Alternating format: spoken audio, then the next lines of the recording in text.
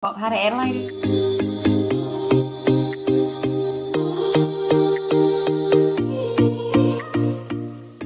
Thank you for joining us this evening. Tune in every Wednesday evening at 8 p.m. or watch us on YouTube, Facebook, and follow us on LinkedIn and other social media.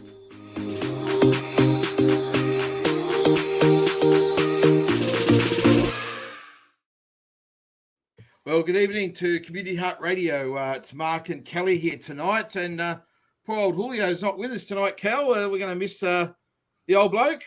Yeah, I know. I hope that he gets better shortly. And he sounded a bit ruffled around the edges, so to speak, earlier. Yeah, do we call him the old bloke? I suppose he's not the young bloke, is he? No, I'm not saying anything. Not saying anything at all. No. Oh, well, it's good to see you here in 98.9 Northwest FM. It's Community Heart Radio. We've got a great guest again tonight, Kelly. Peter Dempsey. Just so good to have you on the show, mate. How you going, Peter? Yeah, good. Thank you very much for having me. Yeah, no, it's really, really good to have you. And quite an interesting topic. We're going to be talking about disability tonight, and you've probably got some angles on it, but maybe introduce yourself. Who is Peter Dempsey? Yeah, g'day. Who is Peter Dempsey? I'm just a person with lived experience that has never given up. So I had my disability as a kid, and I found that the doctors and physios around me weren't giving me strategies, so I invented my own. And with my parents, just never given up. So, and here I am today. Fantastic, mate. Fantastic. It's great to have you here because we want some real lived experience insight into the whole world of disability tonight. And it's going to be great hearing your story. And just tell us what do you do? What's your role at the moment? Yeah, well, my role is I'm an ambassador for All Care. So, and that involves me helping that organisation, All Care, understand what it's like to have a disability. And another one, I advise organisations about what it's like having a disability and everything that happens within the NDIS, because as we all know, the NDIS can be a really turbulent system. And by working with them, I can give them honest and open feedback. And I deal with I have a few clients that really want to challenge the status quo. So I do a few things. Yeah, fantastic, Kel. Have you had a lot to do with disability, Kel? I have actually. Yeah, I can talk about it further as we get into it. Yeah, I definitely have, and definitely can relate on a few levels. Yeah. Peter, I was going to say, for those of us who don't know, talk to us about, you say All Care. Is that an organisation or not-for-profit? Yeah, it's a non-for-profit organisation. And they're in the NDIS sector. They're helping out. They're helping support people with disabilities. And the reason I'm an ambassador for them is because they approached me. They're like, hey, look, we really want to learn what it's like having a disability, and you can invite, like, you can let me know, and you can let all my team know. And we really, like, it's an open book, so you can go through our organisation with a fine-tooth comb if you want, and let us know. Give us feedback. Like, what are we doing right? What aren't we doing? And for that organisation, I really believe them. They have their heart in the right place. They're really open to feedback, and that's the first organisation I've experienced where, like, everything, they just tick a lot of boxes for me. So that's why I'm that's great, Peter. Now tonight we want our guests to ask you any questions. Be great to hear people's experience of disability, or what they want to comment about it, because we really want to open up the subject tonight on Community Heart Radio. Peter, just tell us your story, because obviously it hasn't just been all easy going for you. What's been your journey? Yeah, more like a baptism of fire. This life. Yeah, so my journey started when I was 4. So I had a serious stroke when I was a little kid. My parents didn't understand what was going on, but my mum, since she was a nurse, she knew like something was really wrong. So what happened was my dad got me out the pool. We were having a really good day, and started driving me off, and I started acting really silly. And that's when he was like, "Oh, okay, cool. We'll get into the car." And in the car, my left side of the face went limp, and I just went. And he was like, "Oh shit, right." And flew me to hospital, and that's when they realised that I had a stroke.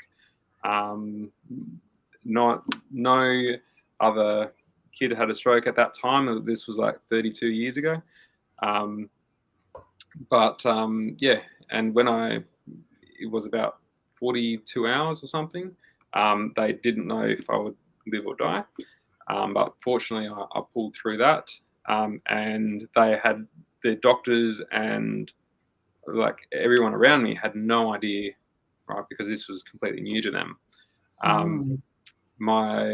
Fortunately, there was 2 things going for me. One, my mum was a nurse, and 2, Dad was an electronic engineer. So he was like, right, we'll make strategies, we'll make techniques to help. So that was my baptism of fire, and through over the next few years, it was really understanding the basics, like how to balance, how to control my balance, and then it was how to control my feelings and sensations. And I'll get cognitively overloaded all the time, blood noses, headaches, meltdowns, right, kind of thing, because I just didn't understand what was going on around me. And it was really frustrating for me, but also frustrating for my parents. It would have been. After that, it was when I was an early teenager, obesity and OCD. So I couldn't even make a fist without my hands bursting in bleeding. Obsessive compulsive disorder. If you didn't know the acronym. And after that, it was I kind of stabilized, and then I could understand what people around me were talking about. And I would find that really curious, and that's probably the curiosity that pulled me through to communicate and eventually talk in society. And now I was a professional speaker before the COVID hit, and now I'm back into the NDIS and advising organisations about don't give up on us, right? Don't give up on kids or people with disabilities, 1, but 2, there is a whole lot more that the brain can do, and there's a whole lot more that we can recover, and we can get better with the right situation. So Peter, let's get this straight. You weren't able to speak, and you had obesity, you had a whole lot of challenging situations within your body. How did that all change? Like what caused the change to the man you are today, being a professional speaker? I mean, that's quite a remarkable turnaround. Thank you. Thank you. I guess the thing was that it does take time to recover, especially from a severe trauma like I had. But 2, it was I guess my parents and their teachings of like going, like, if it was 1 step better or 1 thing you did better today, that's awesome. And it's like, right, if I can do that in half a day, and if it's 2 good things I did today, and if I always mapped my progress and understand how my body felt, and really like over that time, it was just like a looking inside myself and going, do I feel okay? Am I okay? Am I calm? Because that's the best state to be in for recovery. And unfortunately, like for us at for me at the moment, I'm in the NDIS sector. There is so much frustration, so much anger, so much like everyone's pissed off, right, at everyone else, right? And if like there's no one to point the frustration to, we blame the system, right? And people people don't recognize that, I don't know, 40, 50 years ago, people were put like in homes, right, or institutions and walked away from. I mean, like now we have such like this NDIS. It's not perfect, right? It's not even good, but at least we're giving it a go, right? And trying to help people with disabilities as much as we can. So for you, it was the environment that sort of made the difference, was it? Your environment with your mum and dad supporting you was life-changing for you? It was like, it was two things. One, the constant environment, the constant feedback that I got. And I have to credit my sisters because they were annoying, as all sisters are. But my sisters, even though I would have meltdowns and they would go to their rooms, they still came and helped me out as much as they could. And that constant love and that wanting to help, right? And that's what helped me shape me into who I am today. The love, the appreciation, the constant feedback, the constant support, and the family and my friends at the moment, they're pushing me to go to get even better. Right, I still haven't recovered. I'm still learning how to speak better, how to come up with the words better. My right arm doesn't work, right? So I'm still learning to this day, and probably for the next 50 years, right? But that's exciting, right? A lot of people don't get that opportunity to constantly improve themselves, especially in an industry which is growing to support them. So that's what I'm grateful for. Very true. What do you think? And I'll sure, and it's very interesting what you're talking about, Peter, because I can very much relate on a personal level, but then also a professional level as well. But what do you think is something that keeps you going through those different stages? Like Mark just said with your family, and you said with your friends as well. You know, like we all get frustrated, like with the system, no matter what system it is. But Correct. what do you think keeps you going on an everyday basis to go, right, you know, I may not have feeling down my side as you illustrated. What keeps you going? Looking internally and going, do I treat myself how I would like to be treated, right? And if you treat yourself like your best friend, right, you can go into any type of situation and you'll be roughly okay, right? So like that's one thing. As soon as I treat myself like harshly or negatively, it's like, oh, okay, stop. There's something going on, right? And pull back from this situation. But what keeps me going is the constant positivity. Almost, I reshape things and to go, what's the positivity in that? What's the positivity in that situation? Or where's the gratitude in that situation, right? You might have had a really bad day, right? Or you might have had a really, or someone might have bitten your head off, and you turn that around, going, okay, cool. Like, what's the positivity in that situation? Might be at least I was there for that person, and you find out later that they were having a really bad day because of something else, right? I've found that a lot of angry people don't want to be angry, right? And that's what helping, or the curiosity in helping that person see that. Like, they don't want to be angry, they don't want to be frustrated, they just want to improve and move forward.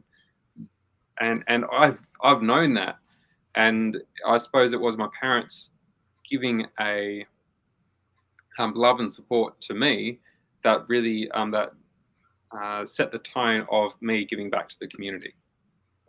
So good. So good. Fantastic, Mark, Pete. So when did on this journey, you sort of made a decision to actually say, "Hey, I'm gonna fight this." It was sort of a conscious decision that you made, or you keep making, is it? Well, yes. It's a constant decision I make, because I made so much ground now, right? And I want to keep going. But when I felt like I was going to give up, my sister was always there. And the first time my sister was there when my parents pushed me home in a wheelchair. I couldn't move, couldn't move. And my parents pushed me home in a wheelchair and sat me down in front of the TV, right? And they was going, "What do we do? What do we do now? He's out of hospital. He can't move." Yeah, we just they were still trying to process the fact, like, that their son that they grew up with. Sorry, the son at that time I was 4 years old. Wasn't going to come back anytime soon. So they're still processing that. And my sister actually got out my toy cars and played with them right in front of me. And I was like, she knew, like, I was really like, I would be frustrated. And my parents would come in and they would, "Don't play there, right? Pack up the toy cars." And she persisted, like, day after day, just playing with my toy cars right in front of the wheelchair. Until one day when I worked out a way to sway myself forward and, like, kind of landed on her, but on the way through I bit her on the arm, right? And she screamed and ran to mum, and I lay there surrounded by my cars. And that was the first conscious decision that, like, I would find a way to get back. And after my sister settled down, it was like she was playing with my toy cars, and I didn't want to get back in the chair, so I laid there, and my sister would play with my toy cars like 2 meters away from me, and then I would find a way to work out how to move over to her, and then she would play, like, she would step back and play with my toy cars. So she was teaching me through frustration how to move forward. Now, I was really frustrated. I was like, I really wanted to, like, I was like, ah! But I could see, I can see now that she was, the only thing through her mind was, yeah, I want to help my brother. I want to help my older brother, right? And I don't, like, this is all I can do. And yeah, it was like that was the decision that I made. Like, I'm going to push through, even if it's painful, even if it's frustrating. I'm still going to push through to move, to get better. Peter, did you ever find, as you got older, when you started school and throughout school, it was actually beneficial to be with others of a disability or of a similar, so that you could, you could chat with, you could play with, you could talk about things and relate to somewhat? Yeah, absolutely. So with multiple disabilities, I found it really beneficial, and it was really interesting to explore their world, or how they saw the world, and it was really interesting to hang around people without disabilities as well, because I was like, oh, I want to do that, and I can't, but I want to learn how to do that. So it was a really good two ends. But I suppose with the disability, we have a deeper perception of life that a lot of people don't get or don't understand until they have a disability, or until they're old and go, right, like, let's value walking. Let's value the energy we have, right? A lot of kids don't understand that, especially at that time, but people with disabilities did. And that's what I really found valuable. And just having a few because with a disability, almost you get a deeper card for comedy, right? And I remember there was about 5 or 6 friends. One was blind, one was with a cerebral palsy, and us just cracking jokes at each other, right? And it was a really fun experience because we all were dealing with really big stuff, heavy stuff, but having a laugh about it, and we were getting better, and we were building that resilience, and we were building that robustness, right? And yeah, it's good, Pete. Can you just, and our listeners, feel free to join in Community Heart Radio tonight. We've got Peter Dempsey on the show. Great having Peter, very inspirational man, talking about his life journey, being very open with us about his life journey, and it's fantastic. So you want to ask Peter any questions, or you want to make any comments, it'd be lovely to hear from you, especially what your experience is and what your thoughts are. Peter, just to define for us what disability is. Is it, you're just talking about physical? Is it, what's the current definition of what disability is? The current definition, I'm not sure. I don't have a Oxford dictionary in front of me, but it's any impairment, whether it's physical or mental, that prevents you from doing something. So that's my definition. Yeah. So I can definitely relate to you. In terms of, I had a brain injury, we were talking about that off air. And I remember one of the best advice that someone gave to me, so I had to relearn that. And it was for more than a year, not being able to walk properly, and my range of motion, not having feeling down the side and things like that. So I remember starting off with, the things like you said, learning, relearning I kept having to learn how to make a cup of tea. Yep. Then it was like how to do toast, how to brush your teeth. So, small things like that, step by step.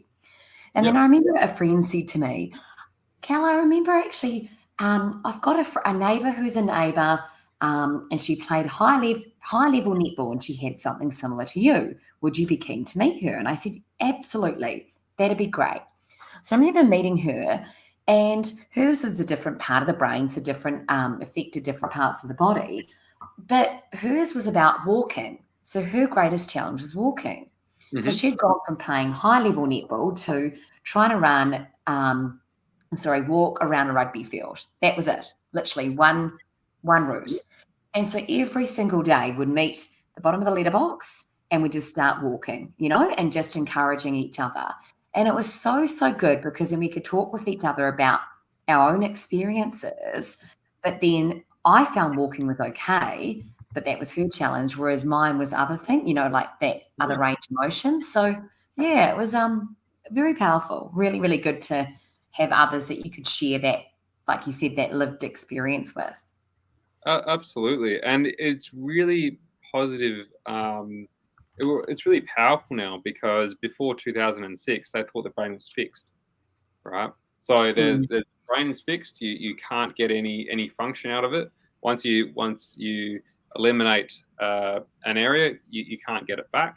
And unfortunately, like, I've grown up through that era of they thought the brain was fixed. So many doors slammed in my face, and until brain plasticity, right, where the brain can change itself, came out. And since then, it was just like all uphill from there. Like, all the advancements in technology, and the understanding about the brain and how it works was through the roof. So I'm really a lot of resources put into NDIS, a lot of people on packages, a lot of support. It's a newish sort of program. What's been the impact in your mind as you speak to people with disability out there? Is it been a positive thing? Are we progressing? Where would you say, where do you think people are at today that live with a disability? There's definitely hope. There's more support out there than ever before. But the rules have changed, right? The NDIS has been around for about 10 years, right? But 5 years of those has really been R&D work, research and development. But the other 5 years has really taken off. So that's the NDIS, and it's a positive in terms of it's helping people, and like people are getting more support, more funding for support for OTs or therapists or support workers, and that's really critical because otherwise it would come out of your own pocket before the NDIS, and people when they didn't, or people need to understand that before the NDIS, it either used to come out of their pocket or they just didn't have funding and they needed to apply for it. But now you have a lot of funding. Now it's all privatized, and so that's bringing more cash into the system. Although there's a lot more decisions that need to be made, and that's where the difficulty is, where people that haven't been asked their whole lives are now being said, you have all the decisions, right? And that's a really, like, that mindset is a really powerful mindset to grow into. And that's where the struggle is at the moment. But we are getting there, and that people with, it's just a powerful thought of mind, I guess. So Before, sorry, I was just going to say, I'll go in and ask this question in a second, but I was just going to say, before NDIS, as you can probably pick up from my accent, I'm not from Australia. What did they have before NDIS here?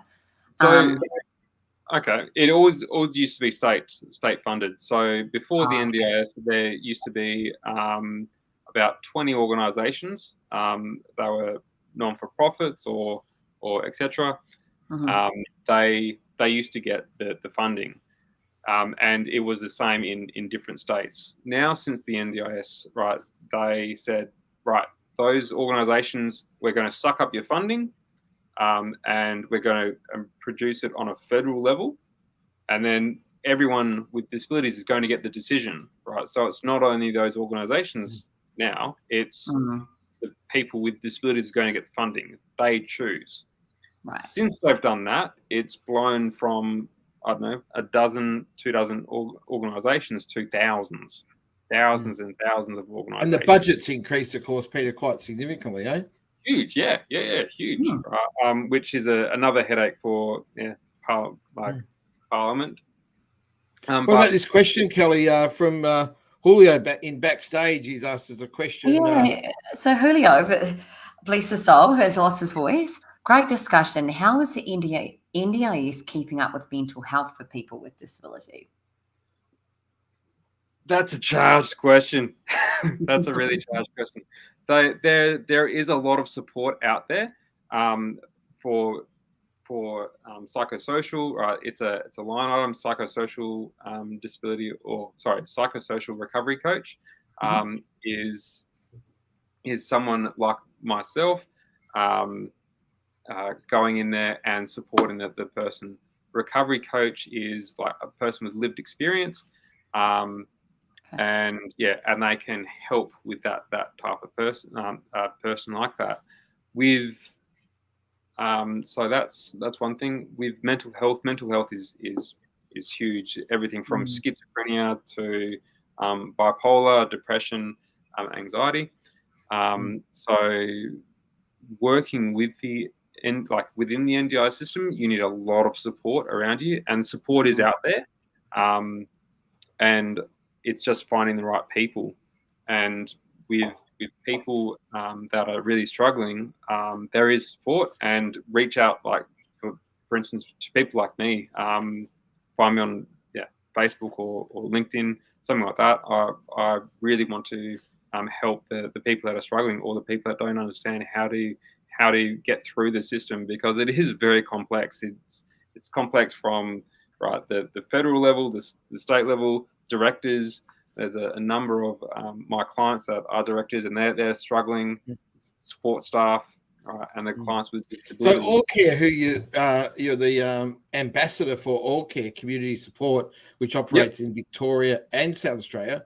I mean, they're in this space, aren't they? So if you're listening tonight and you've got a disability and you want some support or you want some connection, then All Care in South Australia, and if you're a young person, All Care in Victoria can look after you. What sort of services does All Care provide, Peter?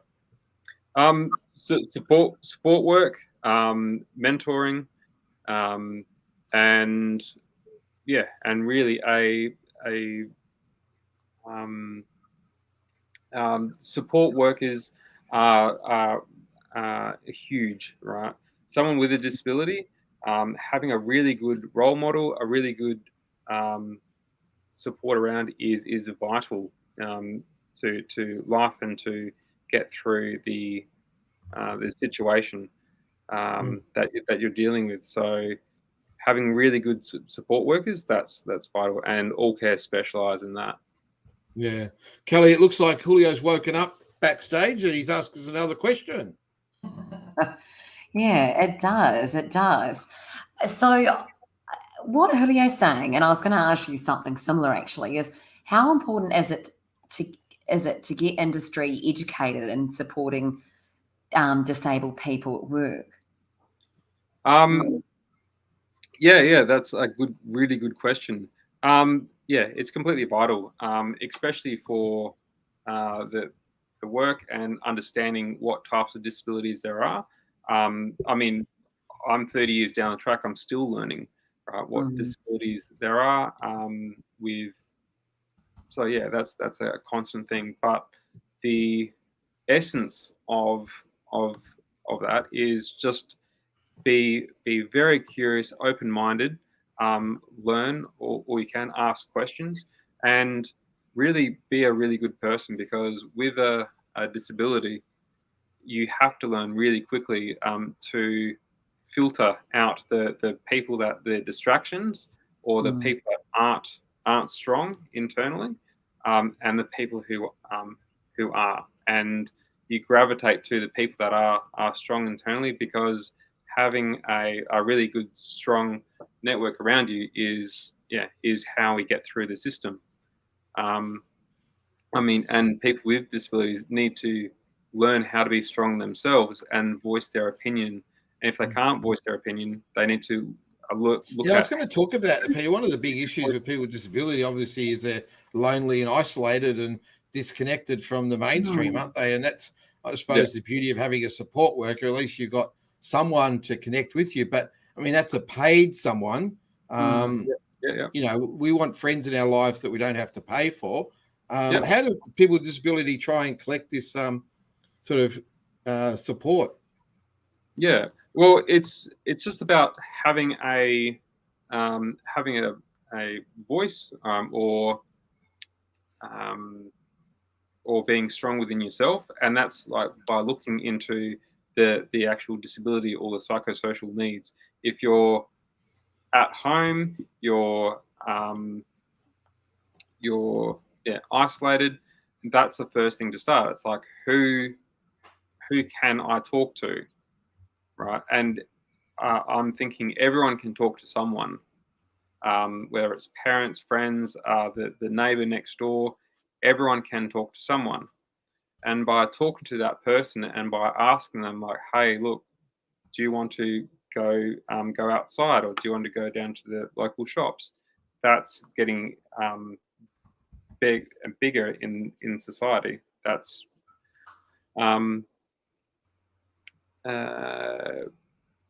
sorry, is there a... Don't worry, it's okay. We're just having some IT issues.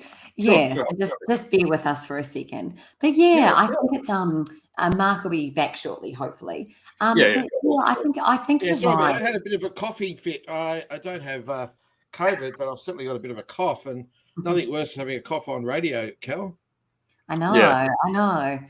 I was just going to say, I think it's really important that people have those good, really social and community networks, no matter where you're at, no matter what age, which demographic and things as well, whether it's a fellow disability support group or whether it's someone who you can just trust and talk to as well. I was going to say, what I find is quite interesting now, coming back to the question Julio was asking, and with work, is I think people were slowly becoming a lot more open-minded to it. I've just recently had some surgery on my wrist and hands, and was, speaking with an occupational therapist about what can I do, because the majority of my work is online, audio, public media, everything like that. Can't use my wrist and hand for the computer. And she says to me, well, actually, Cal, there's a lot of apps now, where it's voice activated. And I thought, brilliant, absolutely, and so straight away have been able to use those. And the workplace has actually been really supportive about it. And I've gone, can you share this with other colleagues about that? Not saying it's an easy journey with other things, but in that regard, from that technical side, and I guess working in that field like yourself, we become, more consciously aware of it, don't we, in that work situation, so to speak. We are, I know for our organisation, when we're engaging with community members, I always say to them, how are we engaging with those of different cultures, of different demographics, and those with disability needs? So important. And, and it's different ways of engaging, isn't it? Different communication methods. Yeah, 100%. And you've just talked about a good point. The accessibility, and people are being curious and people want to help. And open-mindedness is through the roof with some people. And yeah, that's what I really want to encourage, because having an open mind, being curious, right, and those are the type of people that will lead and be leaders and stand up for people, and will actually create a really good, solid life, contributing to the community, and get rewarded for it, because being 100%. curious, open-minded, you get to understand problems and solutions a lot better. But Peter, have you felt that you've been prejudiced against because you've got a disability? You've missed out on opportunities. You've missed out on things, and people have actually discounted you or not connected with you because of your disability. Have you felt alienated a bit because of it? I used to as a teenager, and yeah, I think that's common for people living with disabilities. Why was that, do you think? Were you teased or?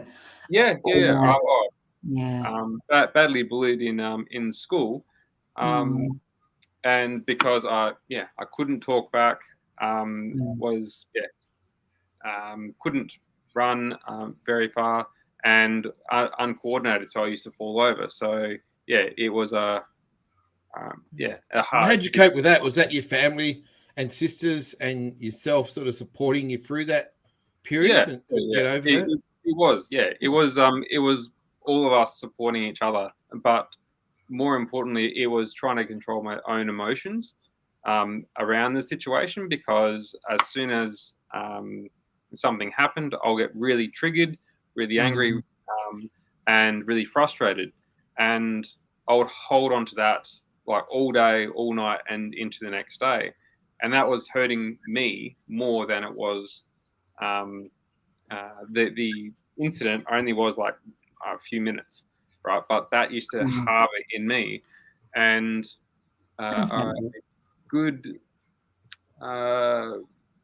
quote by Eleanor Roosevelt was, "No one can make you feel inferior without your permission," and that's like I always remember that, and by learning that, it's going, okay, cool. I'm in charge of my own thoughts. I'm in charge of my own body. Okay, and I didn't understand that back then. So by a lot for a teenager. Sorry, a lot for a teenager to. Yeah.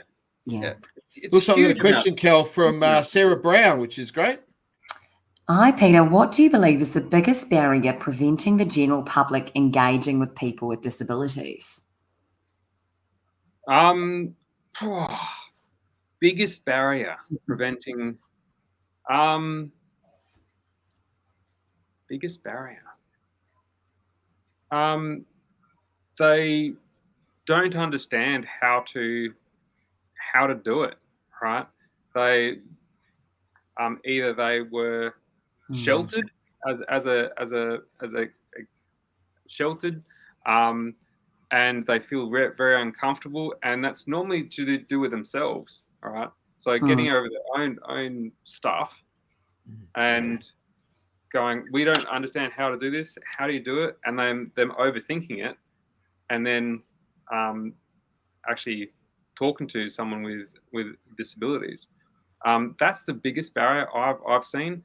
I mean, my arm is noticeable to some, not noticeable to others, and that the looks I get is like oh, like I can notice his arm is different, and I can either interpret that as, oh, they're looking at my arm, right, or they're curious.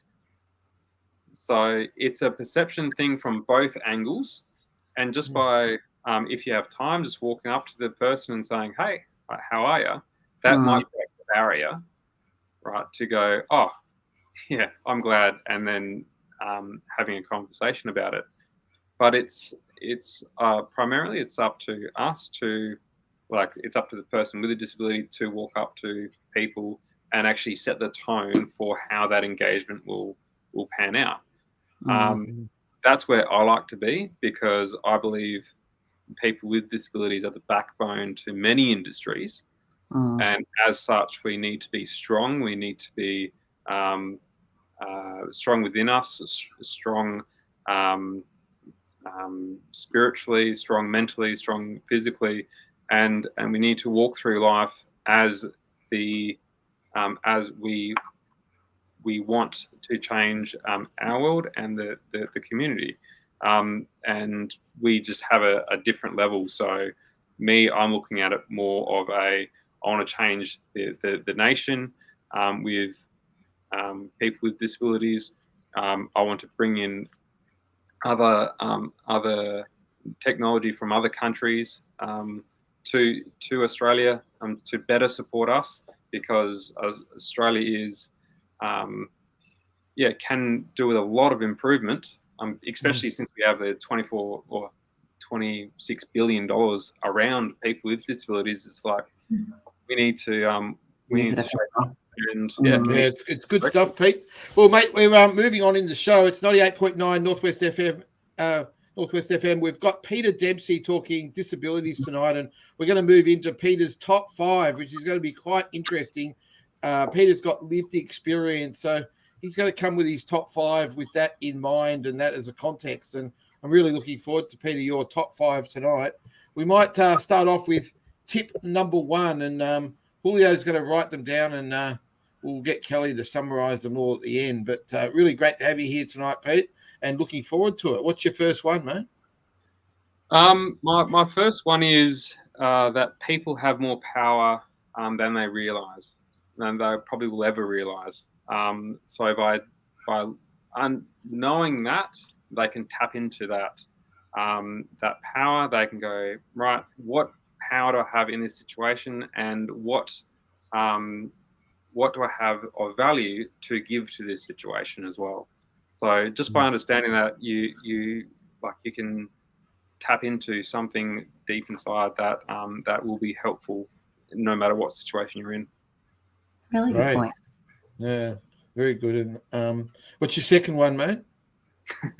My second is there's help out there. There is so many people out there that are wanting to help people with disabilities, people in the healthcare system, and by having a really good support network. I mean, personally, my support network have been vital to me getting this far and continuing on in the future. But Pete, how does one find that support and that network that you've found and been blessed with? So yeah, if you want to change your circle, like if you don't have any friends, go on Facebook, messenger chat, and there is groups around, and find it that way. If not, you can go to your local council and say what disability groups are around, or go to agencies that are around, or if you're listening to this, reach out to me and I'll help you find networks that are really suitable for you.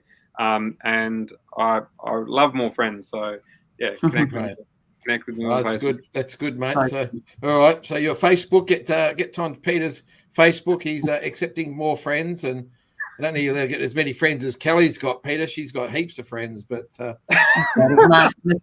Mr. What? He's Mr. Popular. All right, mate. What's your tip number 3? Tip number 3: nothing stays the same, right? So everything changes constantly. So by being part of that change, right, and by learning how things change, how things progress, you can really set the tone for what you want to see in the world, right? What you want to see. So I've noticed there is so much that the NDIS system and disability system is doing that, and around the world in other countries, that we aren't doing here. So that's awesome, because then I'm going, cool, let me reach out to them. Let's bring that into this country. So there's change here, so that it adapts. And by having that mindset about nothing stays the same ever, that's really exciting, because you yourself, right, won't stay the same. So you can always change. And by keeping that in your mind, you're going, who do I want to be, or how do I want to live my life? And by having that in your mind, you can go, right, now let's go, how do I get there? How do we support that? Yeah, that's such a great statement, Pete, because your own life story is such a message of hope. At school, not being able to speak, falling over, really having some challenges in your life, and now you're speaking, you're helping others, you're out there. I mean, it's an amazing story, isn't it? Yeah. And like I've not finished yet. There is so much to do, so much to look forward to. In the bucket list, Peter? What are you wanting to work towards? My bucket list is probably to explore the US and the USA, and nice, and see what other innovative products they've got, to look into neuroscience, and really go the neuroscience world, and the that world's 50 years into the future. That is so far, right? And I'm like going, wow, that's amazing. Yeah. I want that. I want that technology. I want that like innovation. I want that support. And how do I do that? And by going back to my last point, nothing stays the same. It's like, well, all right, how do we do that? And that's just a question of how you do it, not what you do. Very right, true. mate. You're going to become an international person like Kelly is. Kelly is very international, lives in multiple countries, doing very well. Kelly is. Maybe you can give me a few tips. Yeah. We'll get Kelly's top 5 soon. That'd be good, mate. We're up to tip number 4, Pete. Tip number 4 is be kind on yourself. Right. I can't say this enough. Being kind to myself and being compassionate with myself, and if I don't feel like doing it, don't put pressure on yourself to do it. Right. Listening to yourself is the number one thing that kept me sane. Right. I would push that away, push it down. Still try force myself to do things just to keep up. And by keeping a low and calm and eventually, it took me 20 years to learn, but keeping a calm and stable mindset is the strongest mental position you can be in ever. Right? And that's and no matter who you're around, by being calm, being stable, being centered, and having that curiosity and love, right? Perception. That's you're hitting it on the head completely. So what helps you stay mindful and calm and collected, Pete? What sort of helps you stay that? Because we all need to learn how to do that, not to react. Sure. So there's a number of things.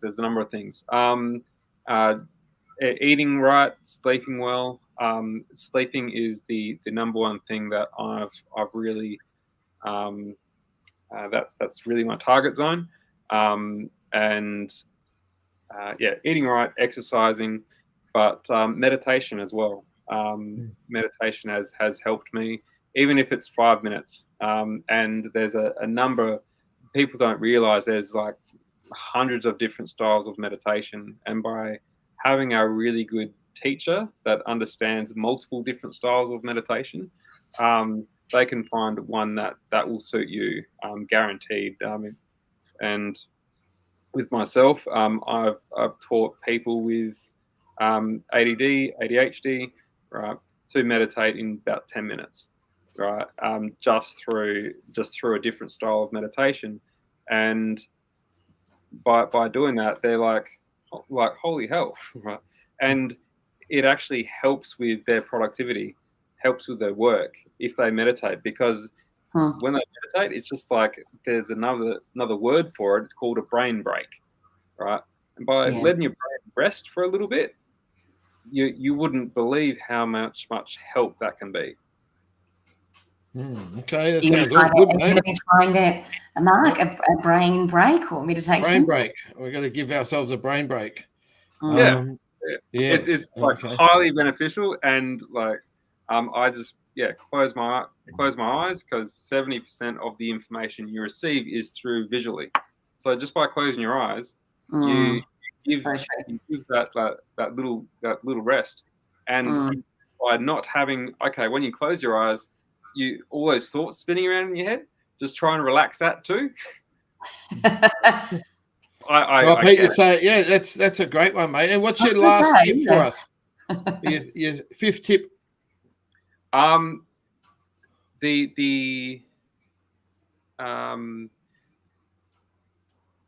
Soren, there's a good quote. I love quotes because I can remember them because they're so short. But Soren Kierkegaard, the Danish philosopher, wrote, "We have all come to Earth with sealed orders.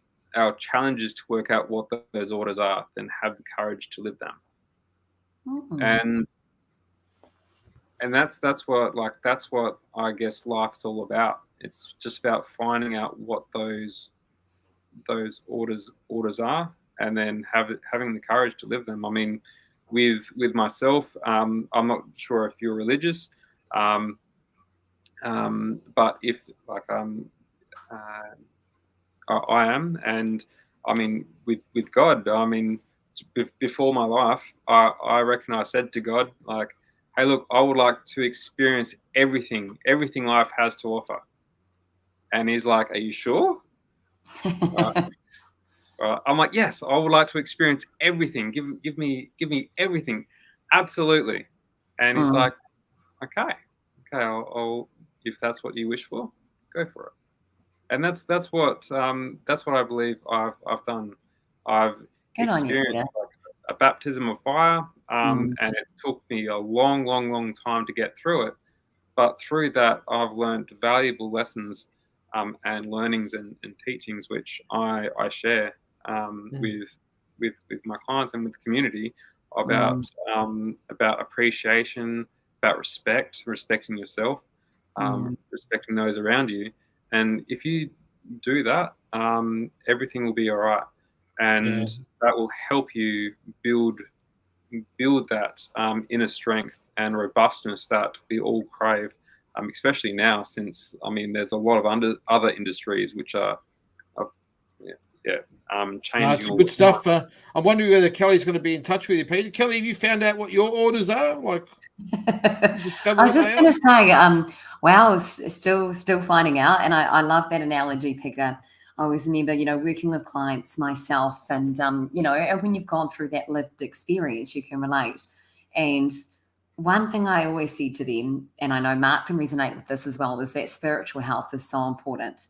Knowing your greater purpose, so that you've got a bigger focus, something better to focus on. So rather than those small things, even though we get frustrated, but going, what is that greater purpose, and how can I put it to best use, basically? Correct. Yeah. Good stuff. All right, we better hurry up. We're coming to the end of the show. 98.9 Northwest FM. It's Community Heart Radio, and Julio's going to give us the top 5, and Kelly's going to read them. So we'll see how this goes. Over to you, Kel. Look out. People, and I totally agree. People have more power than they will ever realize. So tip number 1.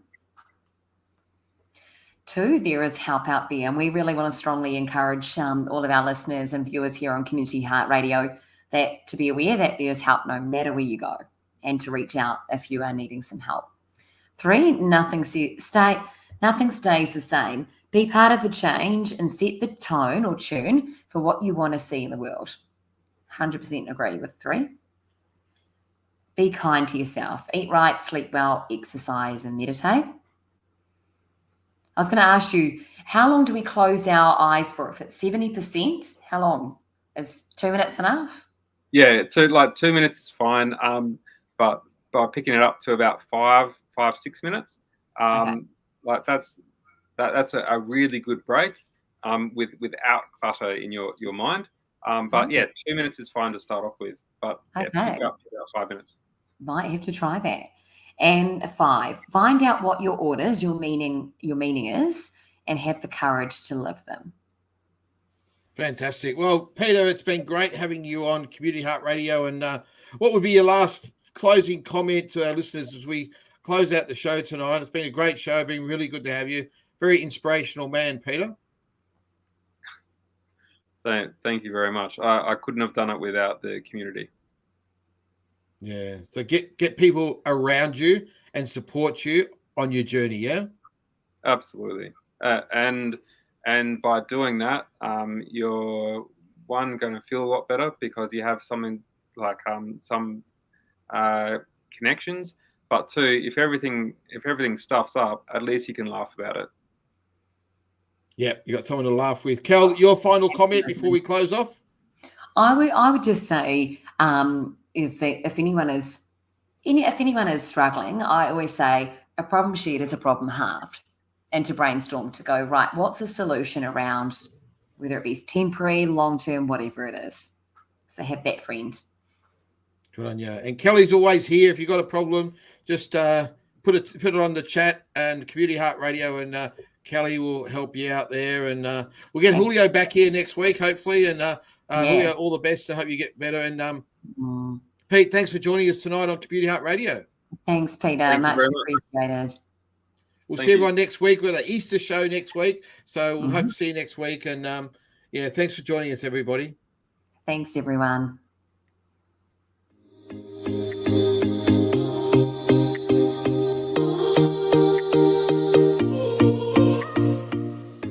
Thank you for joining us this evening. Tune in every Wednesday evening at 8 p.m. or watch us on YouTube, Facebook, and follow us on LinkedIn and other social media.